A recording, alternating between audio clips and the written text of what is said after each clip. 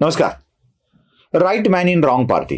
अटल बिहारी वाजपेयी यांच्या विषयात असं म्हटलं जायचं की एक चांगला माणूस चुकीच्या पक्षात आहे, आणि हे म्हणणारे बहुतेक सगळे काँग्रेसवाले असायचे. अटलजी चांगले आहेत पण त्यांचा पक्ष चांगला नाहीये, म्हणून right man in wrong party. Bharatiya Janata पार्टीच्या विषयामध्ये आणखी एक असंच गोंडस वाक्य जास्त पसरवलं गेलं आणि भारतीय जनता पार्टी देखील याला बळी पडली. Party with difference. एक वेगळेपणा घेऊन, एक चांगुलपणा घेऊन, नैतिकतेचा मुद्दा घेऊन भाजप जाते आहे असं त्यांची विरोधकच म्हणायचे, आणि भाजप ही या गोड प्रचाराला बळी पडायची. Party with difference. डिफरन्स म्हणजे काय? अशा गोंडस नावानेच भाजपला सत्तेपासून नेहमी दूर ठेवलं. हाती आलेली सत्ता घालवावी लागली, हे लक्षात ठेवा. भाजपचा जो गेम झालाय तो याच गोंडसपणामुळे, याच नैतिकतेमुळे झालाय. आठवतंय अटलजींचं सरकार एकमताने पडलं होतं, एकमतानं. आणि एकमतानं सरकार पडण्याचं कारण काय होतं तर लोकसभेत खासदार असलेल्या व्यक्तीला राज्याचा मुख्यमंत्री केलं गेलं, आणि म्हणून त्यांनी संसदेत मतदान करावं की नाही यावर मोठी चर्चा झाली. आणि त्यावेळेसच्या सभापतींनी असाच नैतिकतेचा मुद्दा पुढे करून मी त्यांच्या सत्सदविवेक बुद्धीवर सोडतो असं सांगितलं, आणि अटल बिहारी वाजपेयी यांचं सरकार बरोबर एकमताने पडलं. जर मतदान करू दिलं नसतं तर समसमान मतदान झालं असतं आणि लोकसभेच्या अध्यक्षांच्या मतावर भाजप सरकार तरलं असतं, पण नाही झालं. नैतिकतेचा मुद्दा काढून हे सरकार पडलं, सरकार कोसळलं, एक मतानं कोसळलं. नैतिकता पाळली की एक मत कसं महागात पडू शकतं याचं हे उत्तम उदाहरण होतं. आणि मग म्हणायला काय जात आहे, हे सरकार आपलंच पाडून घेणार असतील तर party with difference, right man in wrong party असले वाक्य बोलायला काय जातात, ते बोलले गेले आणि भाजपचा खरा गेम इथे झाला. भाजपला अटलजींच्या काळात सत्ता मिळाली खरी, 6-6.5 वर्ष अटलजी देशाचे पंतप्रधान राहिले खरे, पण ही सत्ता अशी अधू आणि अपंग होती की अटलजींना काहीही करता येत नव्हतं. समता, ममता, जयललिता या अतिमहत्वाकांक्षी नेत्यांच्या मध्ये अटलजी अक्षरशः अडकून गेलेले होते. लग्न तर झालंय पण संसार करता येईना. आपला बायको तर आली आहे पण बायकोसोबत नीट नांदता येईना, लेकरं निर्माण करता येईनात, अशी जी अवस्था होती ती अटल बिहारी वाजपेयी यांची बनून गेलेली होती. शक्य तेवढे प्रयत्न केले पण जमलं नाही. मला महाराष्ट्रातलं समर्थ रामदासांचं एक उदाहरण सांगायचं, एक ओळ इथे उद्धृत करायची. शक्तीने पावती सुखे, शक्ती नसता विटंबना. शक्ती असेल तर सगळी सुख त्या शक्तीनं मिळू शकतात, शक्ती नसली की विटंबना वाट्याला येते. अशीच विटंबना नैतिकतेच्या नावाखाली भारतीय जनता पक्षाच्या वाट्याला आली. म्हणजे भाजपनं नैतिकता पाळावी आणि इतर सगळ्यांनी अनैतिकतेनं कारभार करत राहावा, हे सगळं चाललं होतं. भाजपला सत्ता नावाची शक्ती प्राप्त करू द्यायची नाही यासाठीच हे सगळं चाललं होतं. आणि सत्ता प्राप्त करण्यासाठी, सत्ता नावाची शक्ती प्राप्त करण्यासाठी जी पात्रता अंगी असायला हवी तीच भाजपच्या अंगी कधी येत नव्हती.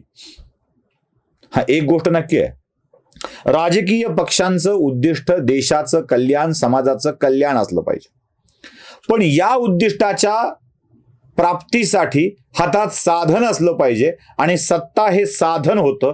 सत्ता या साधनाला प्राप्त करण्यासाठी बहुमत, जनमत हे त्या पक्षाकडे असावं लागतं. हे बहुमत, जनमत सत्ता नावाचं साधन हाती देतं आणि याच साधनाच्या आधारावर आपलं उद्दिष्ट साध्य करता येतं, हे लक्षात घेतलं पाहिजे.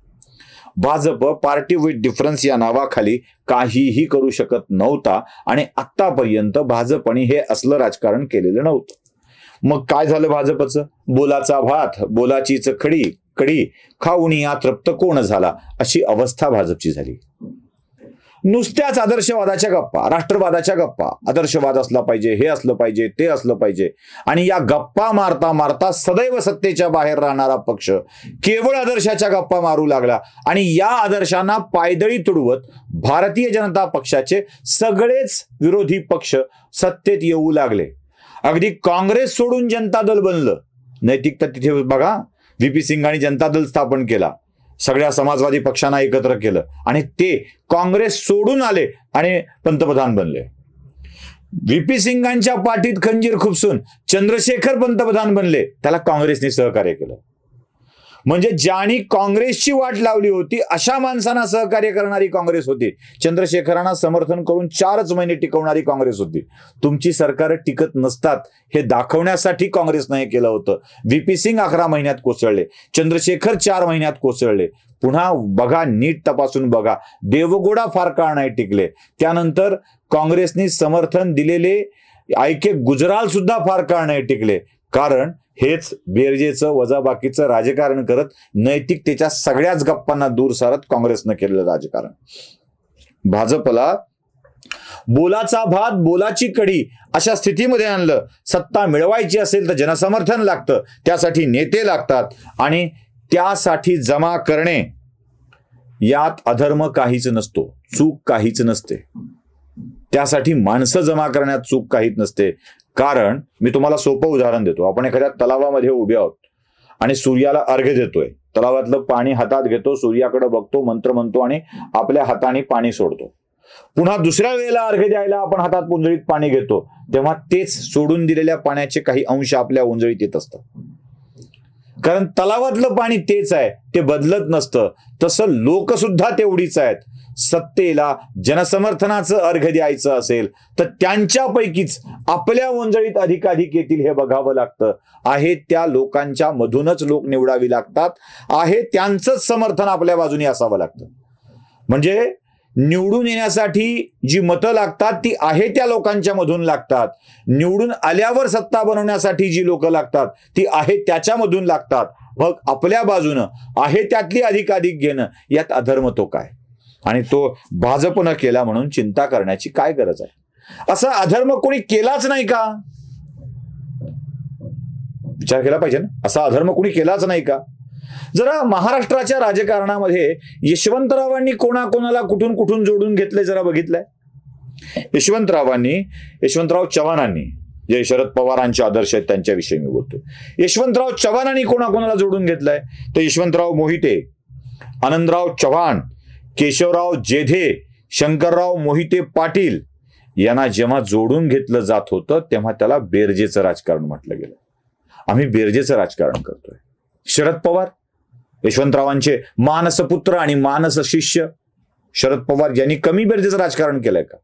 अहो, शिवसेना फोडली, छगन भुजबळांना आपल्याकडे करून घेतलं, नारायण राणेंना आपल्याकडे करून घेतलं, अहो अनेकांना आपल्याकडे करून घेतलं. तेव्हा हे बेरजेचं राजकारण नव्हतं का? गणेश नाईकांना घेतल्या गेलं तेव्हा बेरजेचं राजकारण होतं. आणि आता जेव्हा भारतीय जनता पक्ष काँग्रेसच्याच काही लोकांना आणि राष्ट्रवादीच्या काही लोकांना आपल्याकडे घेतोय तेव्हा त्यांना मात्र फोडाफोडीचं राजकारण, घाणेरडं राजकारण या कुठल्या व्याख्या आणि कुठल्या नव्या शब्दांना वापरलं जात आहे? सत्ता प्राप्ती हे साधन म्हणून आवश्यक असेल तर त्यासाठी असलेल्या लोकांचं मनपरिवर्तन करून आपल्याकडे घेणं आवश्यक आहे.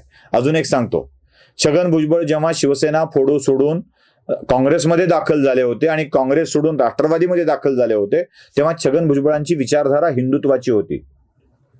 तुमच्याकडे आल्यावर त्यांची हिंदुत्वाची विचारधारा तुम्ही सोडायला लावली, त्यांना धर्मनिरपेक्ष केलं, समाजवादी केलं. झालंय ना? जेव्हा नारायण राणे सोडून आले तेव्हा त्यांची विचारधारा आधी हिंदुत्वाची होती, ती तुम्ही सोडायला लावली, त्यांना धर्मनिरपेक्ष केलं. आठवतंय? नितेश राणेंनी, मला आनंद वाटतो, कौतुक वाटतं, नितेश राणेंनी संभाजी भिडे गुरुजींच्या समोर नतमस्तक होत झालेल्या चुकीबद्दल क्षमा मागितली आणि गुरुजींनीही क्षमा मागण्याची गरज नाही म्हणून आपलंसं करून घेतलं. वाट चुकलेल्या लेकराला पुन्हा घरात आल्यावर सुबह का भूला अगर शाम को घर लौटे तो उसे भूला नहीं कहते. आपल्या लेकराला आपल्या पदरात घेऊन टाकलं आणि सांगितलं की नाही, तुम्ही चुकलेले नाही आहात, माफी मागण्याची गरज नाही आहे. अहो, तुम्ही विचारधारा बदलायला लावल्या, सगळं एकूण आमूलाग्र परिवर्तन करून घेतला. भाजपत आलेली माणसं हिंदुत्वाच्या विचारधारेला स्वीकारणारी आली. बघा, आता अशोक चव्हाण आलेत तर अशोक चव्हाण सुद्धा ती विचारधारा स्वीकारतील. नारायण राणे आले ते ती विचारधारा स्वीकारून आले. राणांची पत्नी हे सगळे आले ती विचारधारा स्वीकारून आले.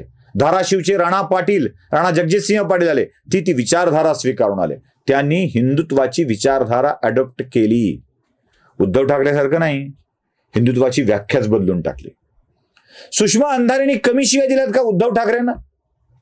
सुषमा अंधारेने शरद पवारांना कमी शिव्या दिल्या होत्या का? आता ते व्हिडिओ दाखवून पण कंटाळा आलाय. अरे बस की, तू खालच्या भुजात उभा राहा, तुझ्या लेकाला सगळ्यात वरच्या माळ्यावर उभा कर आणि खेळ दहीहंडी काय खेळायची ती, असं उद्धव ठाकरेंना म्हणणाऱ्या सुषमा अंधारे, राजा बाळ ठाकरे, राजा उद्धव ठाकरे, राजा आदित्य ठाकरे, मग राजा राज ठाकरे, हे कोण बोललं होतं? तुम्हाला भर चौकात तुमच्या इज्जतीवर वाभाडे काढणारी सुषमा तुमच्या पक्षात येते, तेव्हा तुम्ही बेरजेचं राजकारण म्हणता. सुषमा अंधारेच्या विचाराशी तुम्ही संलग्न होता, त्या तुमच्या विचाराशी संलग्न होत नाहीत, आणि हे तुमचं बेरजेचं राजकारण. ज्या किरण मानेनी हिंदू धर्म, हिंदू देवतांना उघड शिव्या घातल्या, त्यांच्याशी तुम्ही सलगी करता, हे तुमचं बेरजेचं राजकारण. साल्यानो, आम्ही तुमच्या देवाचे बाप म्हणणाऱ्या शरद पवारांना तुम्ही तुमच्या बापाच्या जागेवर नेऊन बसवता, हे तुमचं बेरजेचं राजकारण. आणि भारतीय जनता पक्षाने आपल्याकडे काही माणसं घेतली की ते मात्र फोडाफोडीचं राजकारण. सत्तेच्या सारीपाटावर विजय मिळवण्यासाठी आणि सत्ता मिळवण्यासाठी जे करता येईल ते करणे आणि लोक आपल्या विचाराची करणे, हाच असतो राजधर्म, आणि त्याच राजधर्माचं पालन केलं जात आहे. त्यामुळे उगाच ढोंगीपणाने फोडाफोडीचं राजकारणाचा आरोप करू नये, कारण आपलेही पाय तितकेच मातीत आहेत, हे लक्षात ठेवलं पाहिजे. नमस्कार.